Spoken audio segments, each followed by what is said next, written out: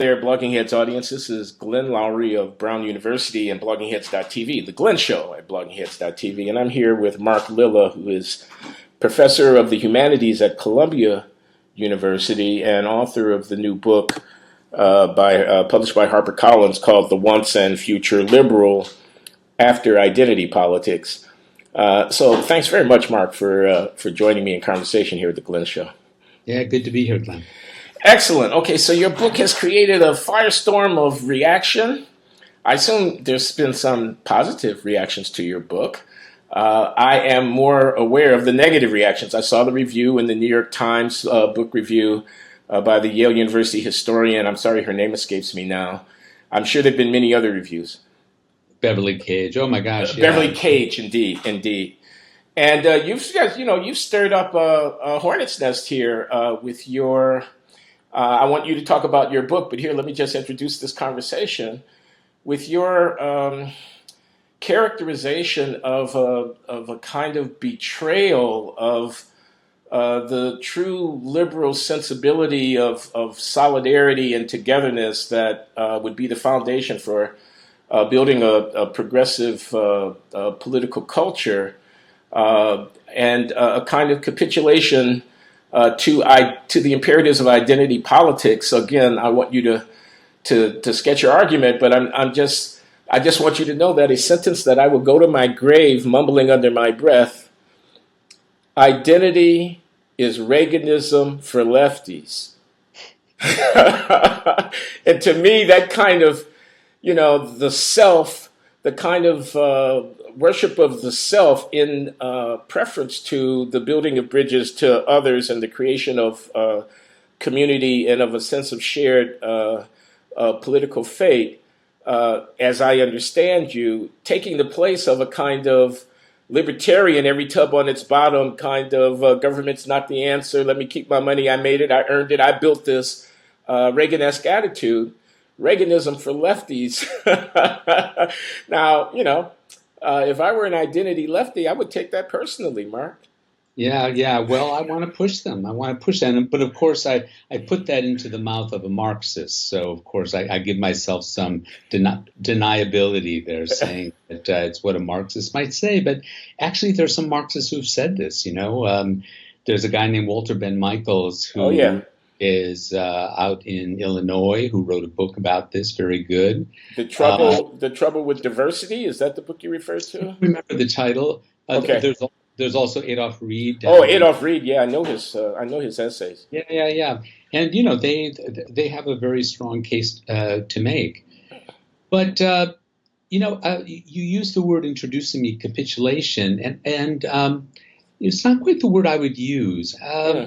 I think it's actually kind of weird conservatism that, there was a time in American history, American recent political history, where all the real action, where things actually got done, was through social movements.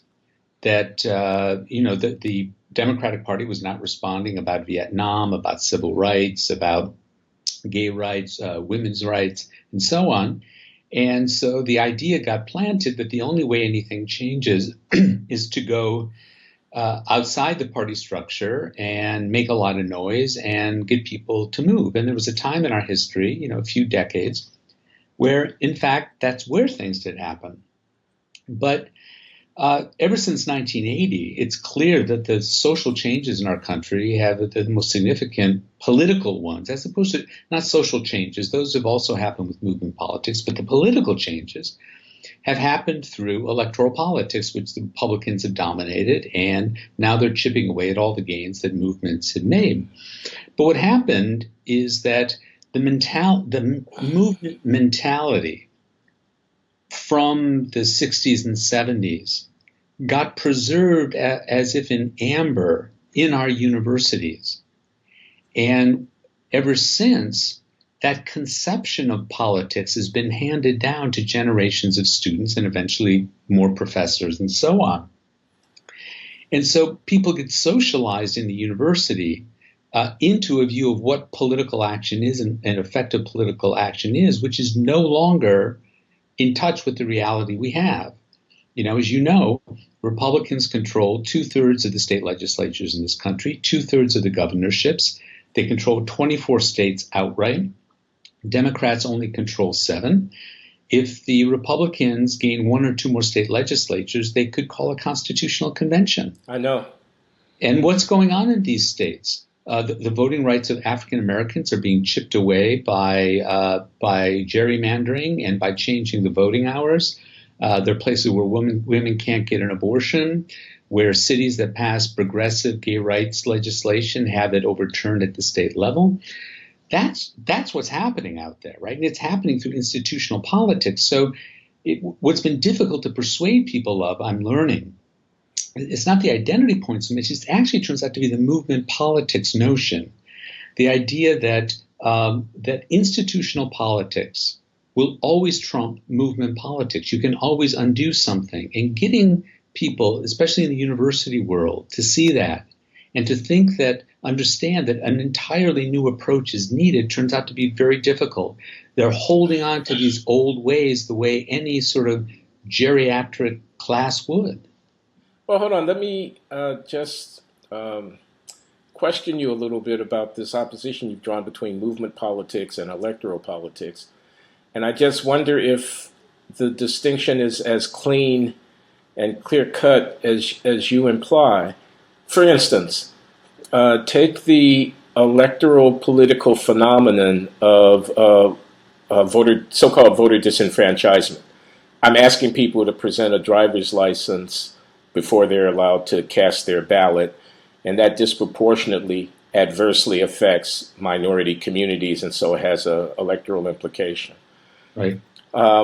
Now, if you're in control of the state legislature and the governor's office, you can pass that law at the state level and implement that policy. But if I were thinking how to best respond to that in a state like North Carolina or Texas, I might reckon that, okay, they say people need a driver's license in order to register to vote. I'm prepared to put 5,000 activists on the road, door to door, taking people to the registry of motor vehicles or the county seat or whatever it is, and getting them their IDs so that they can overcome this electoral roadblock. In other words, a movement raising the consciousness of minority voters. They're trying to take your ballot away. This is the new literacy test. But we can beat it. Okay, we can get our act together and we can beat it. Come on, let's, it's who's the Bob Moses of the 21st century kind of idea, referring to Robert Moses from the civil rights voting registration efforts in the South during the 1960s.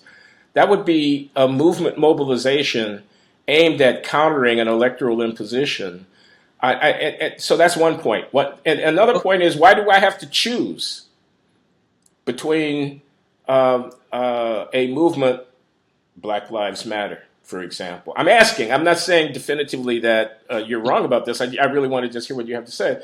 Why do I have to choose between people marching in the streets of St. Louis protesting what they believe to be an unjust verdict in a criminal prosecution of a police officer? So that's a movement on the one hand, and people registering and voting the local sheriff or county executive or our mayor or governor out of office on the other. Can't I do both and? Well, there are two things. Let's start with your first remark. The example that you give is a good example of how movements, one important thing that movements do is that they mobilize people around an issue, around a passion, around something they share. The question is, once you've mobilized people, what do you do? And the example you give is an example of a movement mobilizing people in order to capture institutional power by voting. Yeah. And that makes perfect sense to me, right? But, and this is in response also to your second remark, that movement politics comes with a mentality. It's a way of looking at the world. It's a way of and a way of looking at the world that treats power as if it's this external thing, that it's in, there's a castle and the people are outside banging at the door of the castle trying to get something, and they have to bang long enough for something to be tossed over the wall of the castle. But that's not the way democratic politics works. Our institutionals are movable. It's possible to change things through our institutions. It's possible also to stop changing things through our institutions. So movements that gather together in order to get people, which is what the social movements did more in the 60s and very early 70s, right? The idea was to get them active in the Democratic Party. I'm all for that. But now the idea is that that our movements are more and more atomized because we define ourselves in ever smaller groups. What most concerns us is being ideologically pure and keeping our aprons clean. We end up falling in love with noble defeats, and we see the real enemy as being the person just next to us who's insufficiently woke. And that kind of mentality affects all movements. I mean, it affected the communist movement, socialist movements in the 19th century, you know? And so I'm all for social movements that try to, put things on the agenda, political agenda, and get people to vote. The problem is that if you have states where the Republicans and an increasingly radicalized Republican Party controls the institutions, who are you demonstrating against? They don't give a damn. It's movement politics can move things when you're actually pushing people like Democrats to be more radical in their positions. That makes sense. But if you're demonstrating in a state where Republicans control everything, they're going to ignore you. So you've got to focus and give a primacy to institutional politics at this moment. That's where it's at. All right. I can hear the protests now from the usual suspects. I mean that with respect, although it may not sound so. I can hear the protests. You're saying that we gay and lesbian and transgendered persons, we women who are concerned about abortion rights, we African Americans who want the cops to just stop killing us, you're saying we need to somehow split the difference with the marginal guy or woman who voted for Donald Trump in 2016 and voted for Barack Obama in 2008 and 2012. That we need to water down our claims for justice on behalf of some kind of compromise. That we need to join into what is really at its base an identitarian movement on the other side of the scale here. We want rights for women. We want rights for sexual liberation. We want rights for the disabled and for African Americans. And there are other people out there who also want stuff, and they want that stuff in terms of what did Ta-Nehisi Coates say in this recent essay at The Atlantic about Donald Trump being the first white president?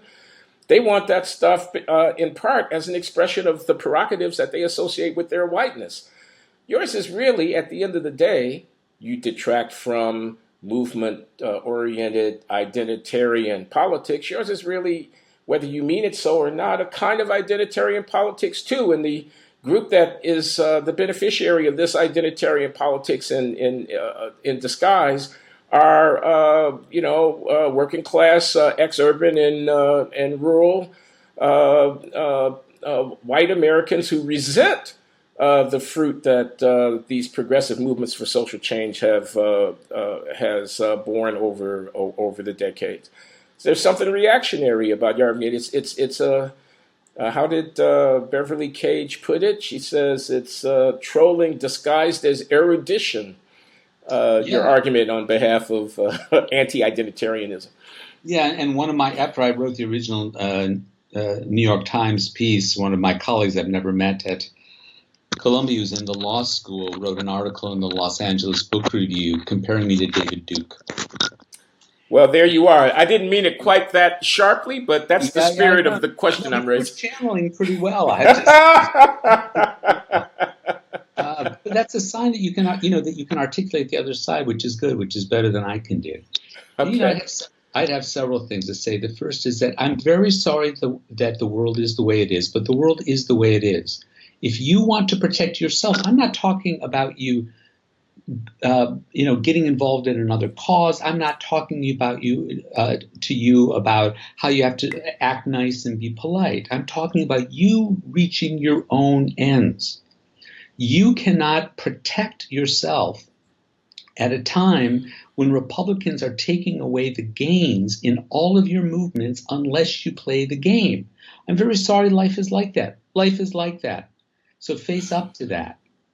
And so that's part of the message. The other part of the message is that part of the problem of seeing the world as, or the American population in terms of groups, is that you can't think of any kind of change of strategy except in terms of which other groups it's going to help. And the idea that there might be, to speak your language, a Pareto optimal move doesn't occur to you, right? And what I argue for in the book is to shift the focus from identity language to the language of principle, and the principles that explain why we're for the things we're for, right? And it seems to me that the two basic principles that American liberalism has stood for since the 1930s, and they're things that Republicans explicitly reject, are social solidarity and equal protection under the law. Just about everything that every identity group is worried about right now in terms of actual policy out there can be explained in terms of equal protection under the law, most of them, right? And when it comes to the concerns, let's say, of the white working class, that they no longer have any jobs, they don't have health insurance for their kids and all the rest, that's all about social solidarity. Now, and the question of social solidarity doesn't just affect, obviously, the white working class. It affects the working class, working people of every background across the country, right? If we get people focused on the principles and say what we share are these principles, once you have people like that, then you can try to explain why it applies in your particular case. And so in that case, what you have to persuade the person of is, one, the principle, and two, that the principle applies. But what the identity people are trying to do is convince other people of their own account of American history and contemporary society today. They want you to accept your picture, right? And what that does is it sets the bar on agreement much higher than it needs to be, which is suicidal in politics. All you need is to convince people of enough that when they walk into a voting booth, they pull one lever rather than another. And you don't need to have them fall on their knees and have a revelation and go down to the River Jordan and get baptized, right? But a kind of evangelicalism has taken over these identity groups where they're not interested in winning. They're not interested in power. They love being martyrs, and they don't mind screwing things up as long as they get to express themselves. Now, one thing that I wish I'd been clearer about in the book, and only became clear to me in defending the book and explaining it, is that I should have said more about the ways in which it's good that we talk about identity, that we can't talk about American history and make sense of American history without making sense of identity, and especially making sense of slavery and the legacy of slavery. James Baldwin was right. White America can't understand even itself without understanding what it's done to African Americans. We also need to talk and be aware of identity in order to build toleration in the country. That's all good, and we do that. And we need to pay attention to identity in order to understand certain social problems, that we can't talk about incarceration without talking about race, and so on, right?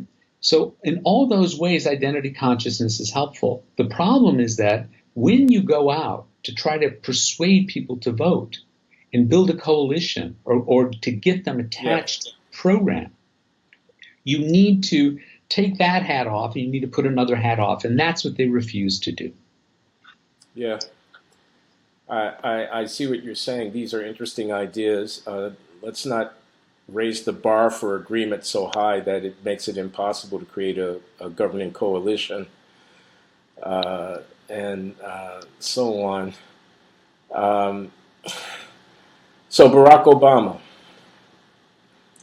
did you support him in 2008? Oh man, did I? Sure. Yeah. Was his ascendancy an exemplification of politics rather than the pseudo-politics that you decry in the book? Or was he in his personification of a kind of identity? Our time has come. That's not his words, but that's kind of the message that went out to a lot of people. The hope and change mantra was that sent a thrill up Chris Matthews' leg or whatever it was largely tied to his unique qualities as a person of mixed racial ancestry, an African American, in a way by choice, the nation's first black president, the historic achievement, so on and so on. You could even be excited about it. He also, Barack Obama, presided over this denouement that you were referring to of the Democratic electoral fortunes. I mean, it was during his time in office that at the federal level and at the state and local level too, the Democratic Party fortunes went south. Many people claim that it was reactions against his identity, that is, a black person in the White House, that fueled some of the, the birther stuff, the "you lie" being shouted out during a State of the Union address, and many other examples that could be given. Sure. Ta-Nehisi Coates, again, has put quite a fine point on this. He says we had nigger foreign policy. I'm quoting quotes from this article. We had nigger health care. We had nigger anti-terrorism. We had nigger economic revitalization legislation, by which he means every effort of the Obama administration was seen in certain quarters of American society as initiatives advanced by a NIGGER, that is to say, in the service of a black president whom they couldn't accept. So I guess I'm asking you to factor in to your analysis this recent political history of presidential politics, of the triumph of Barack Obama breaking through in 2008, of the legacy that breakthrough has left, and the preservation of that legacy, because don't we have anti-Obama in the White House now? Sure. And so on. So if I were someone inclined toward identity politics, I would feel that it was time to double down on my commitments to those to that way of seeing the world in virtue of what has happened.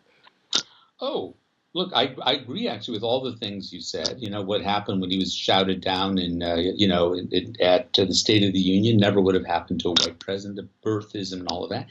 And it was complicated by the fact that it was the kind of melding of race with his class and his education and all the rest that made him such a target.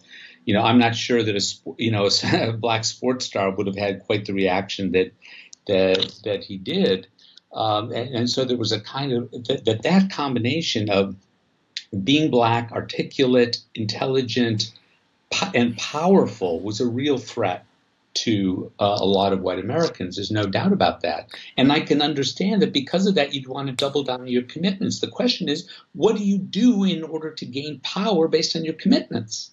So I have no problem with anything you said. The question is, what action does that lead to? And that's where Ta-Nehisi Coates gives you no answer, right? He's become such a fatalist that it's not clear to me he thinks any action is going to help, or I would like to hear him talk about that. So yeah, but double down on your commitments, absolutely. But there's got to come a point, especially when you're being beaten so badly, where you understand that the point is not to speak truth to power. The point is to become the power.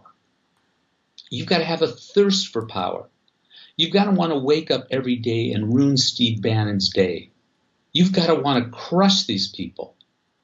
And so if doubling down gets you to do that, I'm all for it. But if it instead encourages a kind of theatrical politics that leads to no electoral benefit and turns off a lot of people that otherwise might be persuadable, then that's regrettable. So at the Democratic National Convention last summer, that is the summer of 2016, amongst the things that the orchestrated political performance offered to the American public was a feature on mothers of the movement. And what they had were the mothers of Eric Garner and Michael Brown and Tamir Rice and others. I don't know all of who were included. These were African American women whose children had been lost in altercations with police officers, and they had been killed on the stage. I'm still trying to ask the same kind of question, and that question is, what compromises should an identitarian be willing to accept on behalf of creating a greater chance of electoral success? On the other side of they were on the stage at the Democratic National Convention, Mothers of the Movement. Yeah. So we were affirming Black Lives Matter. We were affirming this part of the Democratic coalition's, intense feeling about the equity issues with respect to policing in urban areas and police violence. And the mothers were offered as heroines. Now, a substantial number of Americans, I feel quite confident, were looking at that parade, and they were contrasting it with what was going on the other side, which was a guy who was saying that he was for law enforcement. Yeah. I'm with the cops. Blue lives matter too. Yeah. This kind of thing. I'm prepared to speculate that a great number of Americans' reflexive instinct was to side with the cops.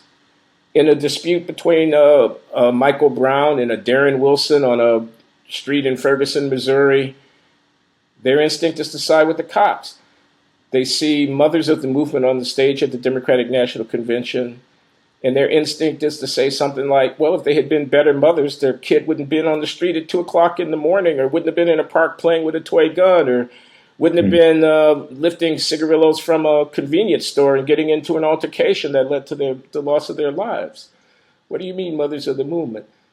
Now, somebody's going to say that instinct is just so fundamentally wrong and so racist and so typically American white supremacist that it needs not to be compromised with.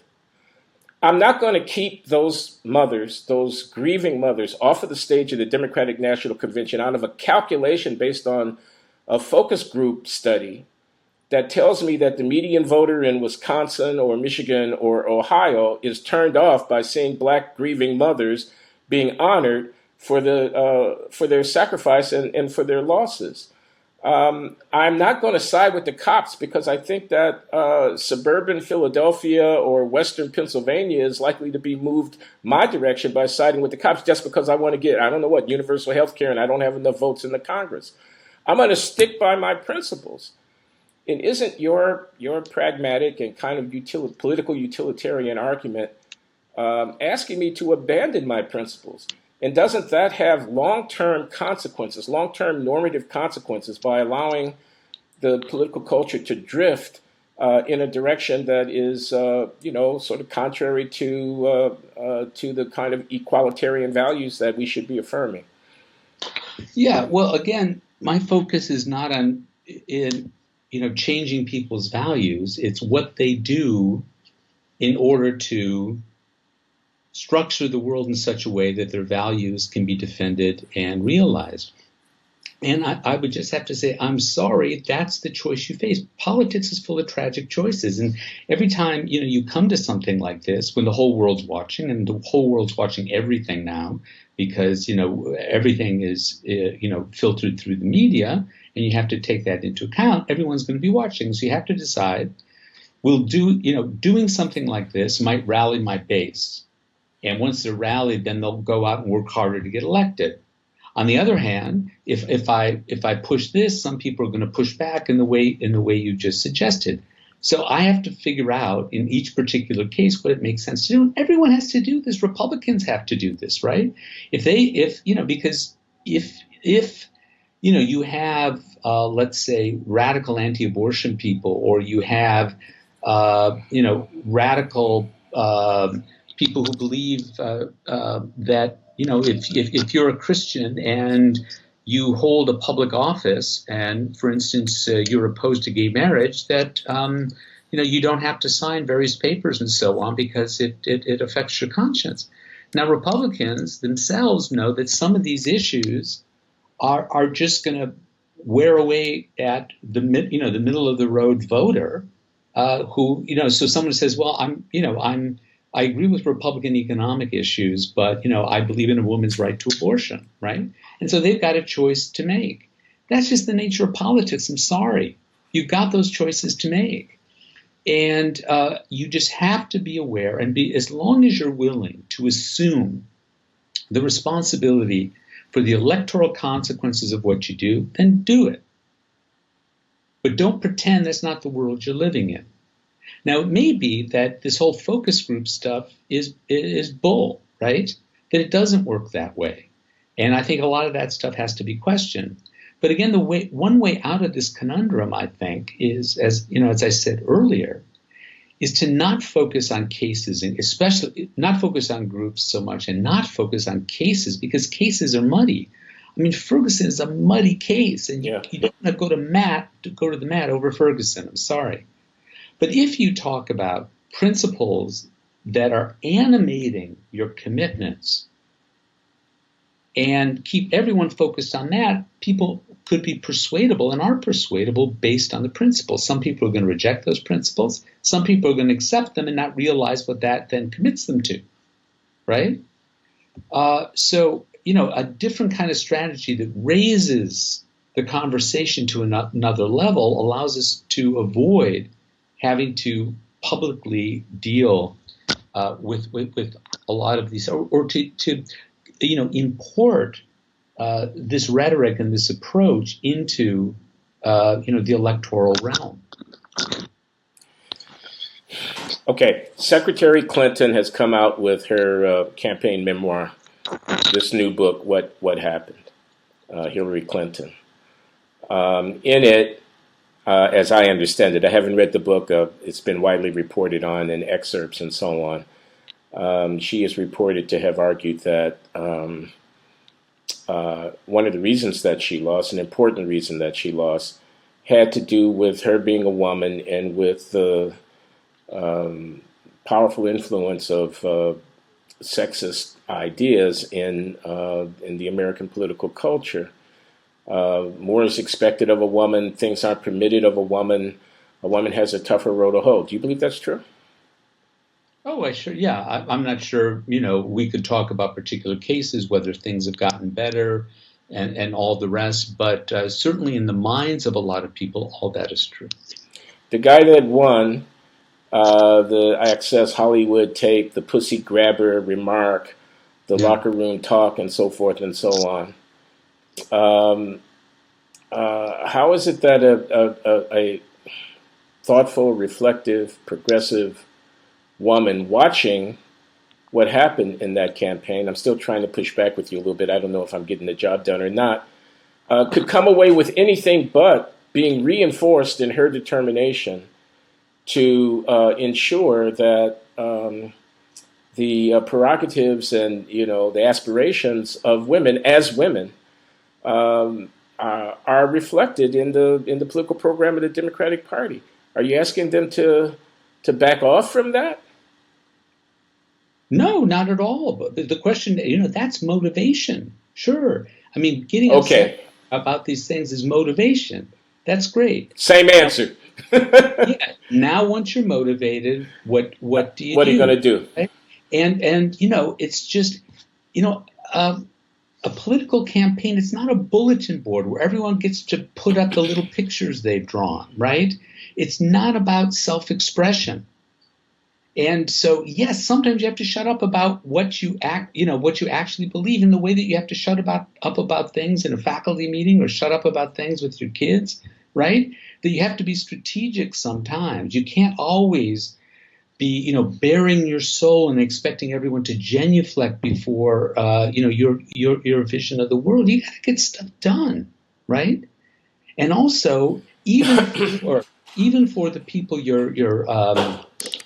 the people you care about, they themselves are being affected by multiple issues, right? And so, a young black woman raising a kid alone in the South Side of Chicago has a lot of things to worry about.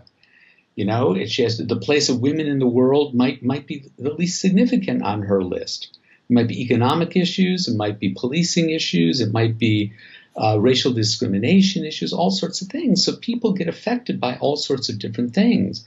And if you're always just thinking about the single issue that you're committed to, you're also not seeing how all these issues can interact.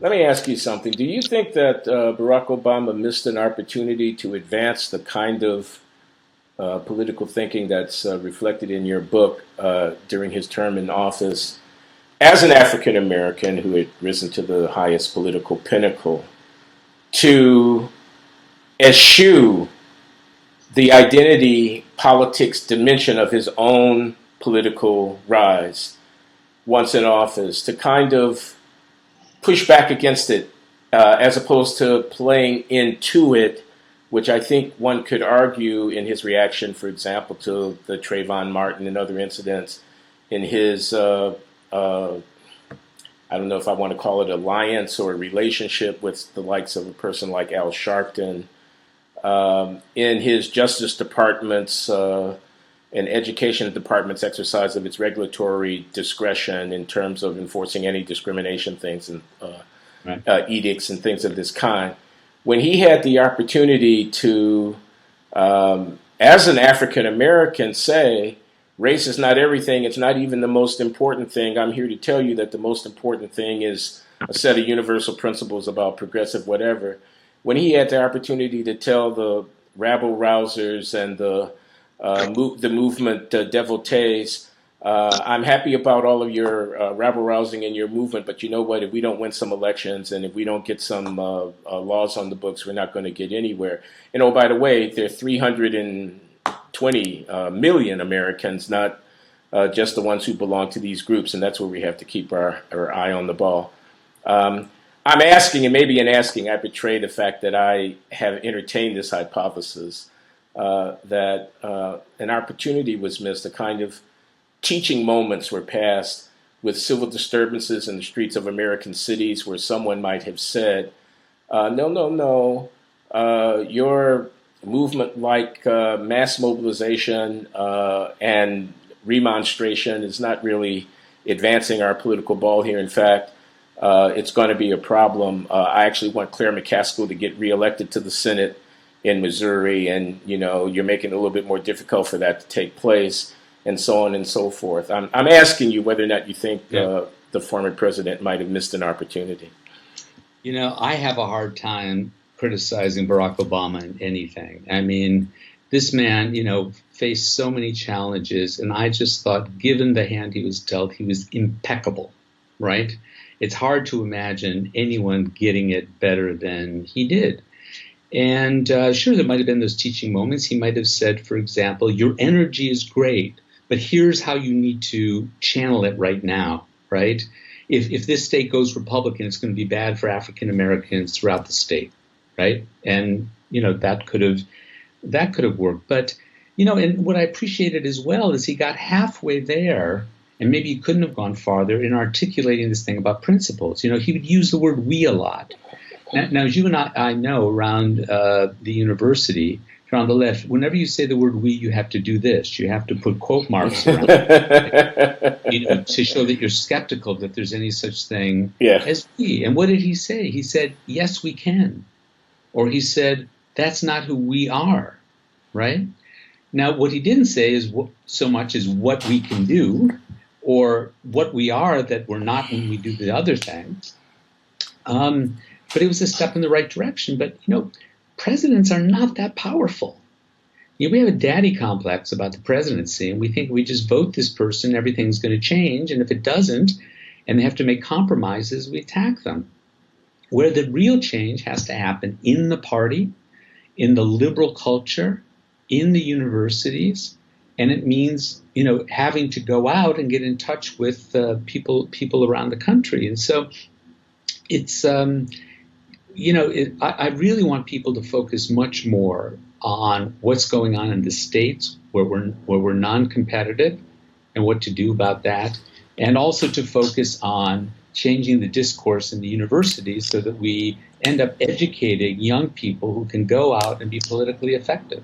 Okay, I really do want to talk about the universities, but first let me ask you about how some conservatives, I mean, you're going to get criticized from the left and you're going to get criticized from the right. I think I saw a review somewhere, I don't know where, Commentary, National Review, whatever. But the sum and substance of it was Lilla blames identity politics for the failures of Democrats and liberals, but in fact, it's the policies that they promulgate that should be blamed for the failures of Democrats and liberals. To wit, these cities, which are basket cases, and all these pathologies that are besetting our urban civilization, all these difficulties and problems, have blossomed under the under the observant eye and the responsible administrative practice or irresponsible administrative practice of democratic administrations. The welfare state has gotten bigger and bigger and bigger, but as a matter of fact, the very issues that many conservatives pointed to going all the way back about the incentive problems, about the problems of dependency, about the importance of non-governmental and civil society and civic society and whatnot are implicated. We've gone secular, we've gone postmodern. In our ethical sensibilities, there are no standards, there are no guardrails, and all of this has been celebrated. Liberation has been elevated over responsibility as a part of our sort of civic mantra. I'm writing as a partisan liberal and trying to convince people to get away, to remove whatever barriers are on our side to to actually being more focused on institutional politics, right? But there is a connection between what I'm saying and what you just said, and that is that if you're focused on, there's always a danger in politics that you fall in love with your means rather than your ends, right? So you have an end and you think of a means to it, but then the means ends up taking precedence. And, that happened with liberals and certain social programs in the 60s and 70s. And that happened with Republicans and tax cuts and cutting bureaucracy. They fell in love with the means, right? Yeah. But if your politics is based on an understanding of basic principles, right, then you can be more flexible in discussing and thinking about what means you need to employ in order to defend those principles and have them help people, right? And so, I hear that conservative criticism, not so much in my book, but I hear what they're saying. And I don't mean that suddenly if we get our act together about this, everything is going to be smooth sailing. In one respect, though, I think things are going our way for a sad reason, and that is that people who've been voting Republican are suffering. Right? And they've got to know that tax cuts are not going to help the opioid crisis. It's not going to bring manufacturing jobs back. It's not going to give them health care. It's not going to do all sorts of things. And as you know, there are a lot of wiser Republican minds who've been talking for a long time, from Ross Douthat to the Reformicons, to even when George W. Bush first ran a compassionate conservatism. Their idea was, we ourselves have to respond to all these social problems. And they weren't able to. They became dogmatic. 9/11 happened, and we've been stuck on this. We were stuck on this on our side. And for a while, we got loose of it. During the Clinton years, there was a lot of social policy experimentation. There were ways in which they were trying to reform. Welfare reform is sort of the biggest thing, and the rest. But yeah, I actually think that when it comes to policy, things are going to start going our way, because the Republicans, we may be proposing failed policies to face these problems, but we're facing them, and the Republicans are not even recognizing them. I wish I could be as confident as you, or maybe I don't wish, that tax cuts won't quote work, close quote, by which I mean won't lead to higher economic growth rate and greater economic activity. No, obviously they won't solve the opioid crisis or bring back coal miners' jobs, but a booming stock market and a historically impressive rate of economic growth, were it to happen, seems to me that might give the incumbent, this is Donald Trump and the Republicans in Congress that I'm talking about, something to crow about. So I guess we're going to have to see about that. Well, it will depend on whether the benefits of that trickle down to the people who voted for Trump. And I'm not confident of that. Well, what does history say about Ronald Reagan? You say that there were two dispensations, political dispensations in the 20th century, the FDR New Deal Solidarity dispensation and the every tub on its own bottom, government is not the solution, it's the problem, let me keep my money, Reagan-esque dispensation. And it strikes me that, of course, amongst left of center academics, the Reagan dispensation was awful. In the popular political imagination, the Reagan era, not only Republicans, I mean, President Obama even invoked Ronald Reagan's legacy at one point during his 2008 campaign. Hasn't fared that badly. And I think if there hadn't been a boost of economic growth after the implementation of Reagan's tax cuts in the early 1980s, I know Paul Krugman might hear this and he's rolling his eyes back into the back of his head. But on the whole, Reagan was successful, wasn't he? As a political figure, No. And there's a good reason why Obama referred to him, because and the most important thing that he learned is Americans crave hope. That you do not lead a country through moral indictment. That you lead a country by giving it a hope, especially this country, giving it a hopeful vision of what the country can be. And Obama respected Reagan's gift, his ability to do that. You go back to, you think back, back to the Carter years and how, tone deaf Jimmy Carter, very sensible man, but how tone deaf he was about these things, talking about malaise. And Reagan just said, what malaise? I see no malaise. I see nothing wrong with the American people. It's morning in America. Morning in America. And now, of course, for Republicans, it's midnight in America. But it's morning in America. And so, it's if you're in this mindset of just indicting the country constantly, you are not in a position to develop a message that will give people hope and want them to join the bandwagon. Yeah. Let me ask you one more thing. What would you say to someone who said, I was around in the 90s. I saw Dick Morris at Bill Clinton's elbow fashioning triangulation strategies.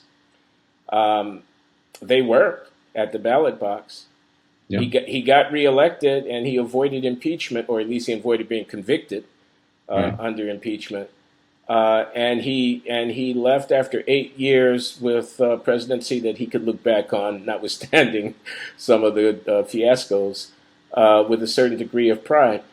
And yet, he presided over the very welfare reform legislation that you mentioned earlier, which was a reconfiguration of the Social Security title that applied to indigent families, that removed people's entitlement to assistance if they were indigent and so on. He presided over a ratcheting up of law enforcement at the federal level and money for its ratcheting up at the state level that was the early harbinger of mass incarceration, and so on. And he left as vice president, who was running in 2000 in a situation in an election that Al Gore ought to have won, vulnerable, and he was ultimately defeated by George W. Bush. Aren't you advocating something similar right now? No, the idea of triangulation is that, you say one thing on the stump, and then when it comes down, and then, you give one group of people one message, you give another people another message, and you try to negotiate among these. What I'm talking about is being more abstract in the message in the way that Reagan was. where you articulate the principles and the vision, and then that gives you some wiggle room for talking about the various policies. And it's got to be said in Clinton's defense that certainly when it came to welfare reform, that had Democrats stayed in power and saw that one of the main problems with it is that people who were now obliged to work didn't have daycare, they didn't have transportation, all those things. They would have fought for those things, right? And Republicans, wouldn't provide those things. And then you also have to ask yourself, all right, what if there had been another 8 years of a more radical Reaganite in power? Where would we be? And yes, you get half a loaf. And yes, sometimes you do things and there are unintended consequences and they require revision. That's just recognizing that as just being a grown-up. Who do you see, Mark, in the front row of Democratic Party leaders today, who you think could be a standard bearer for the kind of vision about progressive politics that you advocate? Well, I mean, I don't know them, and I'm not in the prediction business, certainly. Do I see a standard bearer? No. But, it took us nearly 4 decades to get into this position.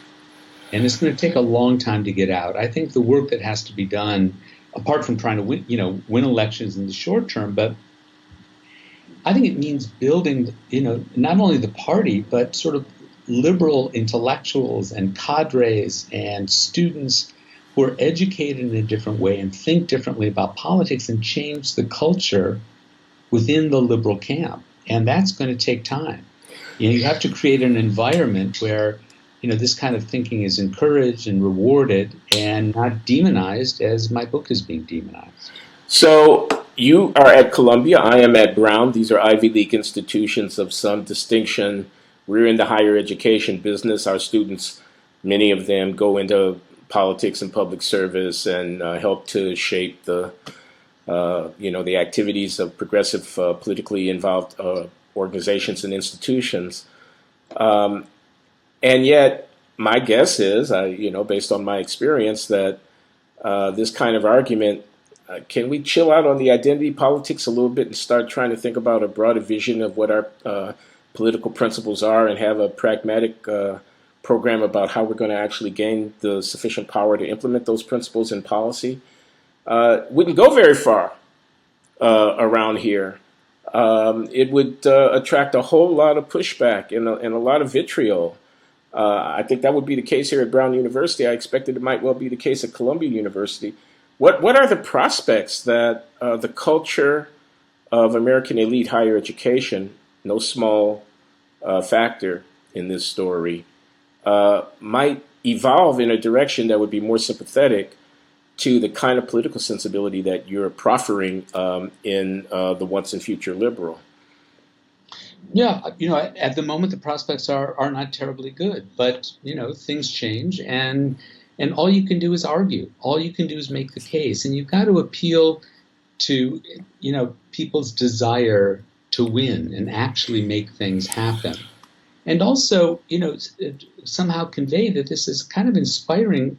It can be an inspiring vision of the country to think about the principles and moving forward to a new articulation of what it means to have solidarity in this country and a sense of public duty and a sense of care for fellow citizens and wanting to protect them equally, that can be an inspiring vision.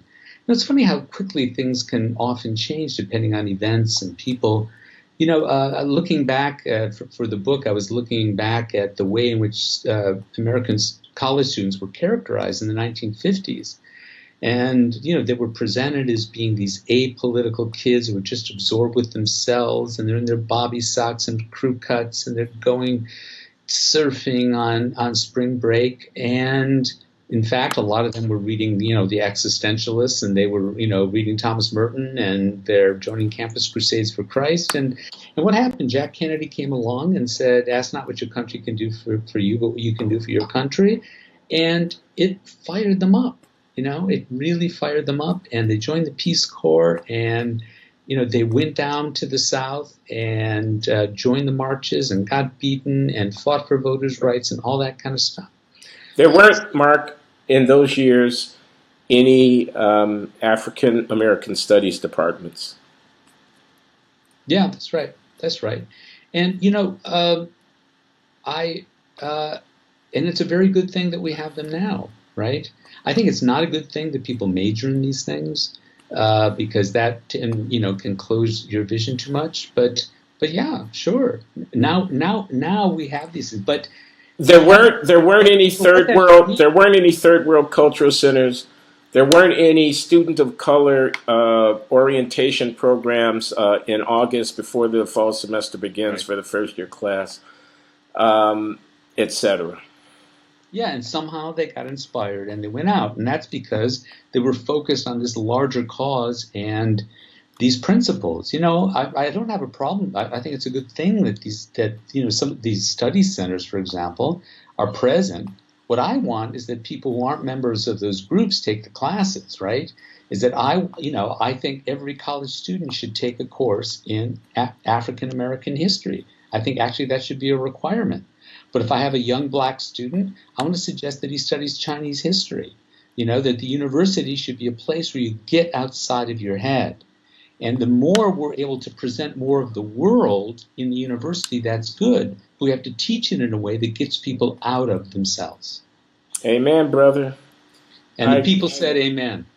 I definitely agree with that. We are not, our job, our pedagogic mission here ought not to be to reinforce our adolescent charges in their presuppositions when they come to us. It ought to be to shake them up and make them question everything they thought that they knew about themselves and the world before they got to the university, to make them think again. At least that's how I see it. Yeah, of course it's a good thing that there's African American studies. I mean, of course it's a good thing that there has been a movement to shift the way in which various specializations in the academic world think about our history, race relations, culture, literature, and so forth and so on, in a way that broadens the tableau that's in front of our students. I also agree that I would rather have a kid, focus on economics or history or politics or literature or whatever in a discipline, and have the ethnic studies aspect of that amplify the disciplinary focus rather than have it be the main thing. And I too agree that if we're going to have area and ethnic studies, it ought not to be a one-to-one fit with the identities of the people who are taking the classes, so that the subject matter stand on their own, but they don't necessarily represent an effort to cater to people who are in this or that group. So. We're on the same page, but that's a subject for another discussion, I think. All right. You gave me a run. You gave me a run for my money there. That was good. Oh, I tried. I'm glad you enjoyed it, Mark. I thank you for your time. I wish you the best of luck with the book, and hope your personal security is up to snuff. Okay. All right. If I need a bouncer, I'll call you. All right. Yeah, I've been working out, man. Okay. Thanks a lot, Mark. Okay. Thanks.